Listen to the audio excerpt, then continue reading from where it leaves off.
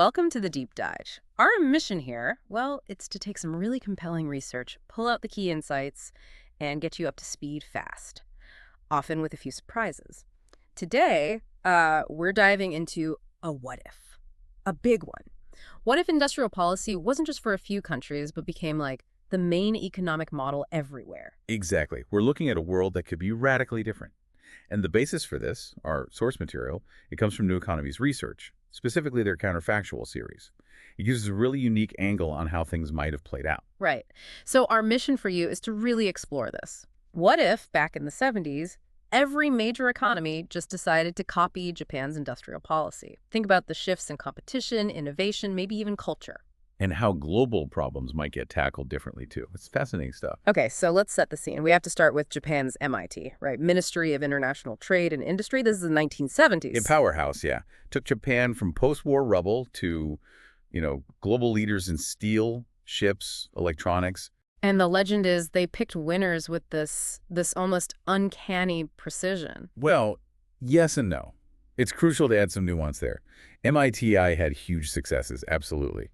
But they also had some spectacular failures. Failures? Like what? Well, the classic example is they tried to block Sony from developing the transistor radio. Imagine that. No way. Okay, so not quite supernatural then. Not quite. It shows the reality was complex, not just a string of perfect calls. That's a really important point. So building on that complexity, let's paint the picture. It's 1975. Our counterfactual timeline kicks in. And suddenly, every major economy says, okay, we want some of that MIT magic. So you've got France maybe expanding its dirigist approach, state direction, beyond just nuclear and aerospace.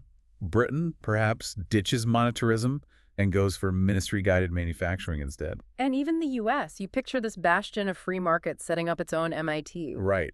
Complete with, serious-faced bureaucrats arguing about the future of semiconductor memory chips. It's kind of wild to imagine. But it's more than just a bit more government planning here and there. It's a fundamentally different kind of capitalism. How so? Industrial policy becomes the main tool, the primary tool of economic statecraft. It's not just an add-on, it's the engine.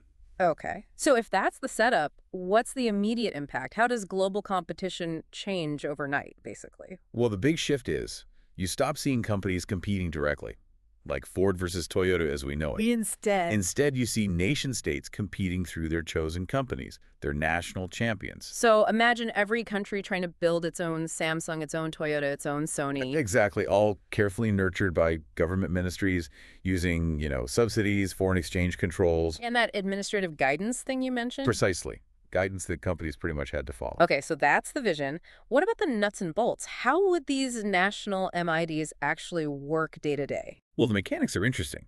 Each country's MITI equivalent would be constantly scanning the horizon, trying to identify the next big thing, those sunrise industries. Like semiconductors back then, or maybe AI, biotech, renewables today? Exactly, those kinds of things. Then, government-backed banks would funnel cheap loans to the chosen companies in those sectors. And presumably block loans to others. Oh, for sure. And they'd use import barriers to shield these infant industries. Until they're ready to take on the world. Right. Then it flips to export promotion, push them out into global markets. It sounds powerful, maybe efficient in a way. But here's the twist I keep thinking about.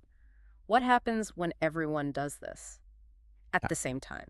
Yes. That's the crucial question. Because Japan's original success, part of it was because others weren't doing it right. They were more laissez-faire. That's a huge point. Japan could free ride on the open markets of the U.S. and Europe. Their companies faced less state-backed competition initially. So in this counterfactual world where everyone has an MIT... that free riding advantage, gone, completely vanishes. And the result is? The result is pretty much the economic version of an arms race. An arms race? How? Well, think about it. Country A targets EVs. So country B sees this and says, right, we need to dominate batteries and throws subsidies at battery tech. Then country C jumps in. Yeah, country C maybe subsidizes the rare earth mining needed for both. Suddenly, governments are just pouring vast sums of money into the same industries, trying to out-subsidize each other. That sounds incredibly expensive and potentially wasteful. It could definitely lead to massive overcapacity and inefficiency on a global scale. So, arms race in subsidies. What does that do to global trade itself? Would those complex supply chains we rely on even exist? Probably not. No, trade would likely look very different. Much simpler, maybe. Simpler how? Instead of today's intricate global value chains, parts made here, assembled there, software from somewhere else, you'd likely see more straightforward bilateral exchanges. Like between the national champions directly? Exactly. Think like Germany's state-backed engineering giant trading directly with France's state-backed nuclear firm, maybe swapping technology or goods under these big, carefully negotiated government-to-government deals.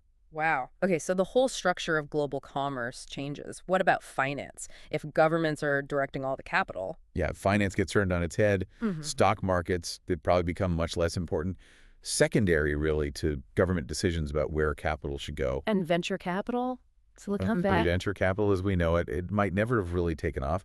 Why would private investors risk capital on unproven tech when there's all this patient government money flooding the zone for approved projects? So that whole mythology, the garage startup to IPO? Replaced. Yeah. Replaced by ministry to multinational pathways, slower, more bureaucratic, maybe taking decades. And this has huge implications for innovation itself, right? It changes the type of innovation you'd likely see. Well, Joseph Schumpeter's idea of creative destruction.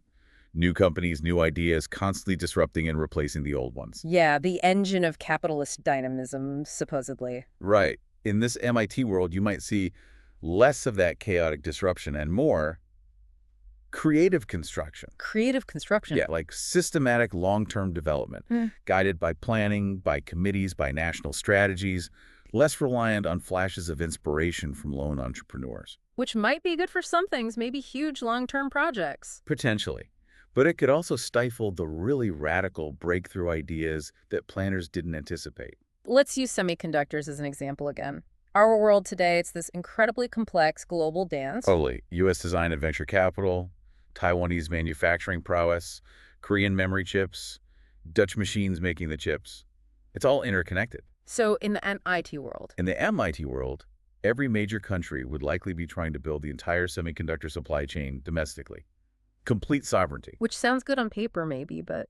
But it leads to unbelievable duplication of effort, everyone trying to master everything. And the overall pace of technological progress, probably slower because you lose the benefits of specialization and intense market competition. Okay, so lots of potential inefficiencies, slower progress in some areas. But are there potential upsides? Things this world might actually be better at solving? Oh, definitely.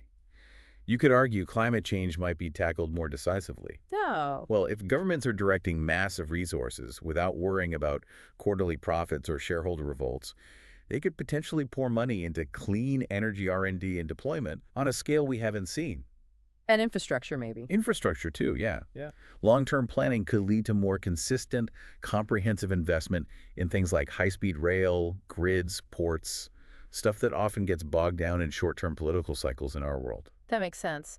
What about geopolitics? How do nations interact when their economies are run like this? The whole game of economic diplomacy changes. It becomes less about market access rules and intellectual property debates. And more More about negotiating access to each country's national champions. Deals between state-backed giants. in trade wars. Trade wars would still happen for sure, but they'd be fought between these massive state conglomerates. Maybe more predictable in some ways because states plan, but potentially much more dangerous because national prestige is directly on the line.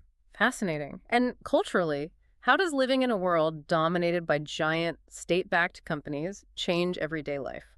You'd likely see very different societal norms. Less emphasis on entrepreneurial risk-taking, like you see in the U.S. Or like... More consensus building, maybe. More long-term thinking, risk aversion. Perhaps something closer to Japanese corporate culture, but scaled globally. And for workers. Things like lifetime employment, strong company loyalty, those could become the norm everywhere. More job security, perhaps, but definitely less mobility, less dynamism in the labor market. The gig economy would be. Unthinkable. Yeah. Just completely alien in a world built around stable, long-term employment within national champion companies. Okay, here's an intriguing thought that comes up in the research. Could this MIT world have avoided the big financial crises we've seen? That's a really provocative idea. And there's a logic to it. If governments, not markets, are the main allocators of capital, Then maybe fewer speculative bubbles, less chance of a 2008-style meltdown. it's plausible asset bubbles might be less likely, but you trade that risk for another one. Bureaucratic misallocation.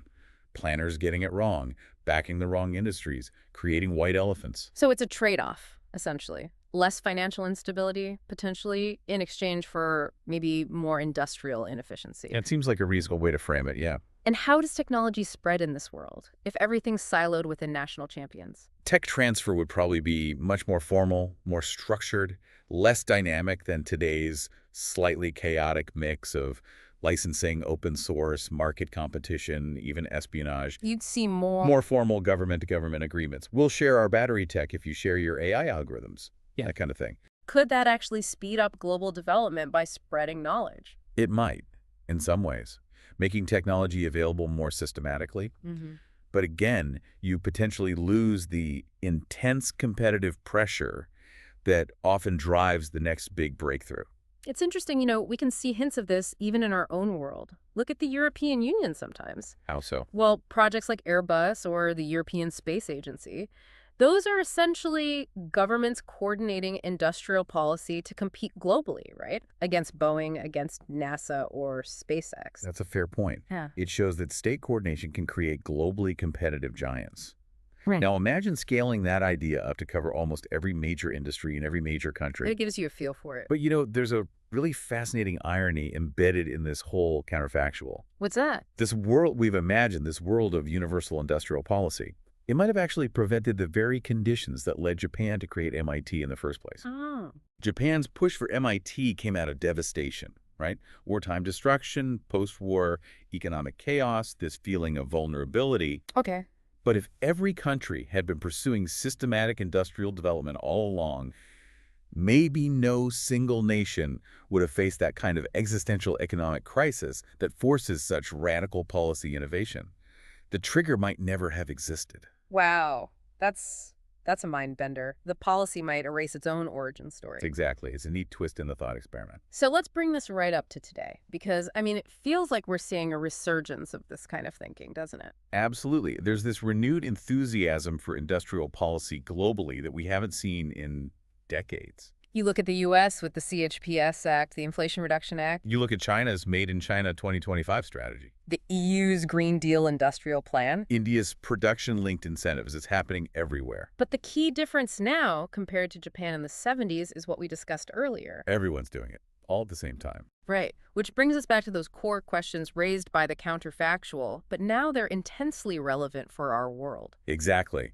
Can this wave of government intervention actually accelerate progress, especially in areas like green tech or semiconductors? Or does it just lead to waste, misallocated resources, subsidy wars, and international friction? Is it going to be a global race to the top, Mm-hmm. driving innovation, or just a race to the bottom, competing on who can offer the biggest handout? Which really crystallizes the central tension, doesn't it? In this era where in climate change, huge tech shifts, geopolitical rivalry, do we need more of this MIT-style planning? Or do you need less? Do we need government stepping back? Should governments be picking winners and losers? Or should we rely on markets with all their messiness and, yes, inefficiency, but also their dynamism, that whole creative destruction thing? It's the fundamental question. And the answer, well, it could determine whether the 21st century belongs more to the planners or more to the entrepreneurs. Or maybe the answer is we need both. Competing, pushing each other, somehow driving progress forward that way. That's the provocative thought to leave people with, I think. Is the future about finding a balance? Or is one model destined to prevail? A lot to chew on there. Thanks for joining us on this deep dive. We hope you keep thinking about these big, complex ideas.